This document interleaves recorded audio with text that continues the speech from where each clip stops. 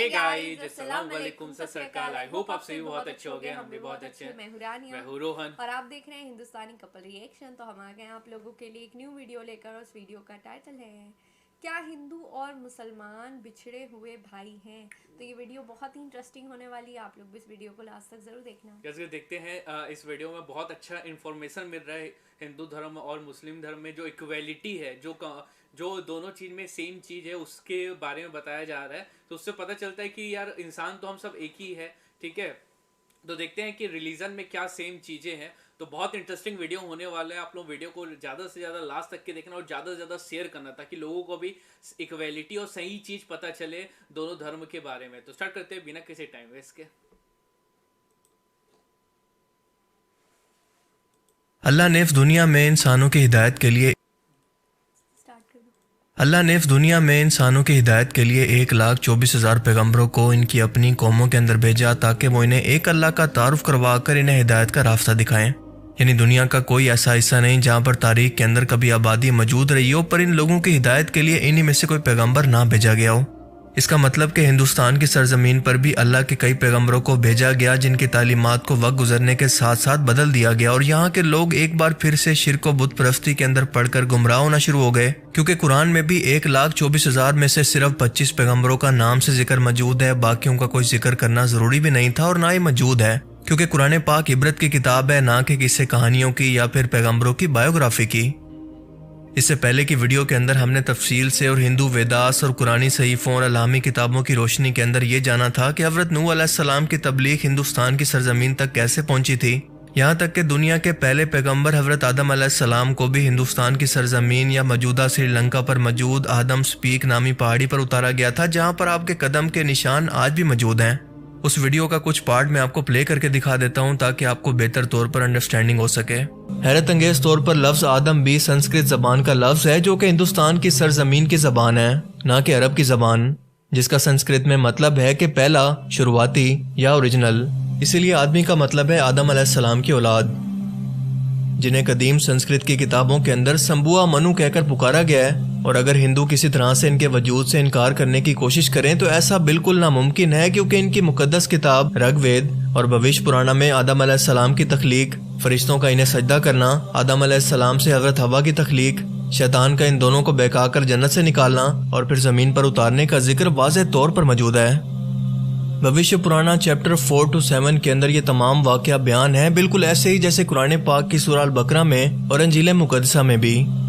मतीसिया पुराना के अंदर लिखा है कि खुदा ने आदम अलैहिस्सलाम के जिस्म को 2 हिस्सों में तकसीम किया, एक को संबुआ मनु यानी आदम और दूसरी को फीमेल यानी शत्रु पाका बनाया, जिन्हें मुसलमान हजरत बीबी हवा के नाम से जानते हैं।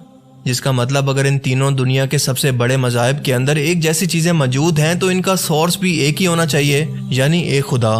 वेदों में पैगंबर और अजीम शख्सियात के लिए मनु का लफ्ज इस्तेमाल किया गया है, लिहाजा नूह अलैहिस्सलाम को बड़े सैलाब वाला मनु कहकर बयान किया गया, और इनकी कश्ती से लेकर सैलाब तक का तमाम वाक़या तफसील से मौजूद है, जैसा कि कुरान करीम की सूरह हूद में और बुक ऑफ जेनेसिस चैप्टर 7 के अंदर भी ये बयान है।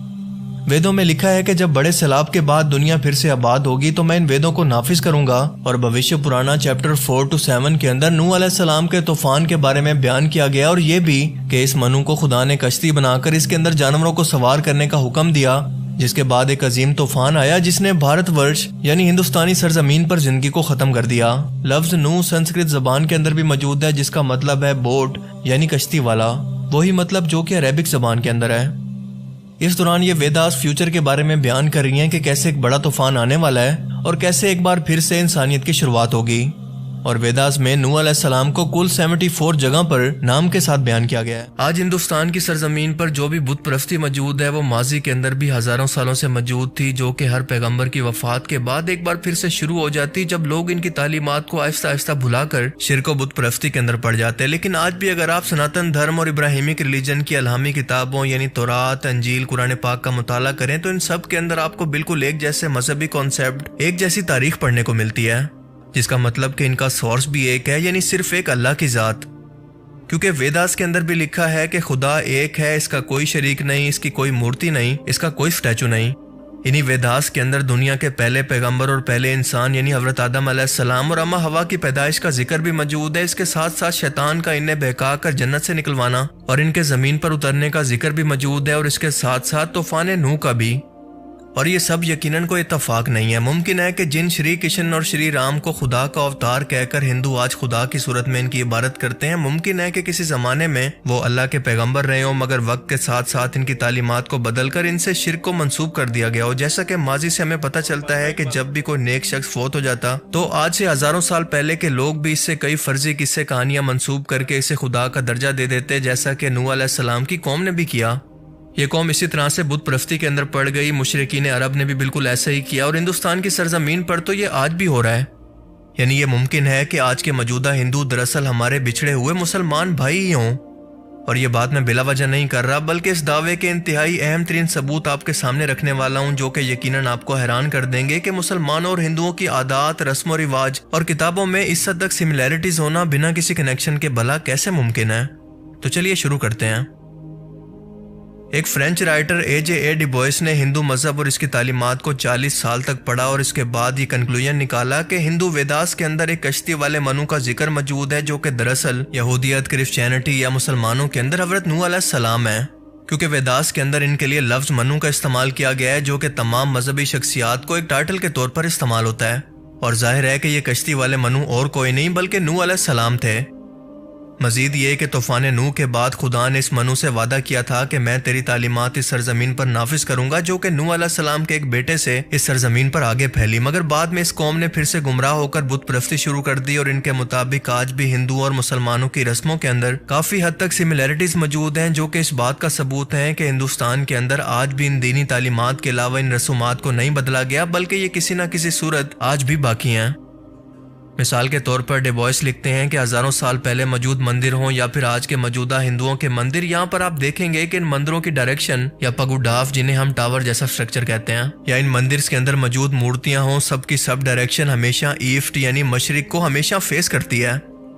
अगर आज के हिंदू मजहब की माने तो इनका कहना है कि हम लोग ऐसा इसलिए करते हैं क्योंकि ये सूरज मशरिक से तलू होता है, और ऐसा करने से एक पॉजिटिव एनर्जी इंसानी रूह के अंदर दाखिल होती है, बस इसके अलावा कोई वजह नहीं। पर हकीकत यह है कि ये लोग आज भी नहीं जानते कि ये लोग ऐसा क्यों करते हैं, क्योंकि इनके बड़ों ने ऐसा किया था और वो भी इनकी देखा देखी बस ऐसा करते चले आ रहे हैं। जबकि एक किबला की तरफ मुंह करके इबादत करना, खुसूसन हिंदुस्तान के अंदर रहते हुए मशरिक की तरफ, ये मुसलमानों को अल्लाह का हुक्म है, जिसकी कोई वजाहत हिंदुइज्म के अंदर मौजूद नहीं। और वैसे भी मूर्ति की पूजा का तो किसी भी डायरेक्शन से कोई ताल्लुक नहीं, पर हर जगह पर मशरिक की जगह को फेस करना ये इस बात का सबूत है कि ये मुसलमानों की किबला डायरेक्शन के अल्लाह के हुक्म की एक बिगड़ी हुई शक्ल हो सकती है। वो मजीद कहते हैं कि हिंदुइज्म के अंदर अपने मुर्दों को जलाने की रस्म से पहले मैयत की डायरेक्शन को नॉर्थ से साउथ की तरफ रखा जाता है, जैसे मुसलमानों की मैयत को जनाजे के वक्त किबला की तरफ मुंह करके नॉर्थ टू साउथ की तरफ लिटाया जाता है, और बिल्कुल इसी तरह से इनकी कब्रें भी बनाई जाती हैं। अब इस डायरेक्शन की हिंदुओं के अंदर ये रस्म कहाँ से आई, ये लोग इसके बारे में कुछ भी नहीं जानते। वो मजीद कहते हैं कि मुसलमान काबा के 7 चक्कर लगाकर हज और उम्रा अदा करते हैं, बिल्कुल इसी तरह से हिंदुओं की शादियों के अंदर भी 7 चक्कर लगाकर इस शादी को या इस रस्म को ये लोग पूरा करते हैं। और बिल्कुल इसी तरह से हिंदुओं के अंदर किसी मजहबी अलामत का तवाफ करना बिल्कुल एक आम सी बात है, लेकिन सोचने की बात यह है कि यह तवाफ का तस्वुर इनके अंदर आया कहाँ से। इसके बाद है एक जैसा एहराम जैसा लिबास। मुसलमान हज और उम्रा के दिनों के अंदर 2 सफेद चादरों का लिबास पहनते हैं, जिनमें से एक को अपने ऊपर के जिस्म पर और दूसरे को टांगों का हिस्सा कवर करने के लिए इस्तेमाल करते हैं। और बिल्कुल सेम यही लिबास मजहबी तौर पर हिंदुओं की तीर्थ यात्रा के वक्त या बड़ी पूजा के दिनों के अंदर हिंदू पंडित अपने त्योहार के तौर पर पहनते हैं, जिनके अंदर जरा बराबर भी फर्क नहीं सिवाय रंग के। सवाल यह है कि इस लिबास का तस्वुर इनके अंदर आया कहाँ से। इन्हीं 2 कपड़ों के लिबास को बाद में हिंदुस्तान के अंदर धोती कुर्ता और औरतों के लिए साड़ी के अंदर बदल दिया गया। मुसलमान हज और उम्रे के दिनों के अंदर एक अहम तरीन रस्म के तौर पर अपने सर को मुंडवाते हैं, और बिल्कुल सेम यही काम हिंदू अपनी मजहबी रसूमात से पहले भी करते हैं। दोनों में जरा बराबर भी फर्क नहीं, यानी बालों का मुकम्मल तौर पर सफाया। क्या ये सब कुछ इत्तफाक हो सकता है? हज और उम्रा के दिनों के अंदर मुसलमान इस मुकद्दस जगह पर नंगे पांव या फिर बहुत ही सिंपल सी चप्पल पहनकर ये इबादत करते हैं, और बिल्कुल सेम ऐसा हिंदू भी करते हैं। ये लोग या तो नंगे पैर या फिर कोई मामूली सी चप्पल पहनकर ये मजहबी रसूमात अदा करते हैं, जो कि दोनों के अंदर बिल्कुल सेम है। मुसलमानों में बच्चे के पैदा होने के बाद अकीके की सेरेमनी रखी जाती है, जब एक दावत के अंदर बच्चे के बाल उतार कर इसका नाम रखा जाता है। और बिल्कुल सेम यही रस्म हिंदुओं में नामकरण संस्कार के नाम से मौजूद है।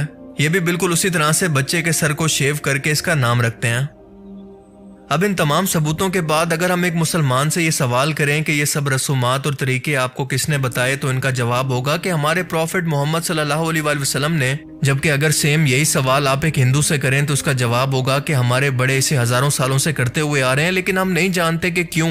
यानी इनके प्रॉफिट या पैगंबर का जिक्र मिसिंग है, जिन्होंने ये तमाम तालीमात हिंदुस्तान के यानी अपने लोगों को बताई, लेकिन आज इनका ताल्लुक हिंदुस्तान से मिसिंग है। अब ये प्रॉफिट नूह अलैहिस्सलाम भी हो सकते हैं, या फिर आज के हिंदुओं के खुदा जिन्हें पैगंबर से खुदा का दर्जा दे दिया गया और आज हिंदुस्तान के अंदर इनकी शिर्क के तौर पर आज भी पूजा होती है। डिबॉयस की ये तहकीकात वाकई हैरान कर देने वाली हैं और ये बताती हैं कि आज के हिंदू और कोई नहीं बल्कि हमारे बिछड़े हुए मुसलमान भाई हैं, जिसके वाज़े सबूत आज भी इनकी किताबों के अंदर मौजूद हैं। लेकिन आप इस बारे में क्या सोचते हैं? अपनी कीमती राय का इजहार कमेंट सेक्शन में जरूर करें।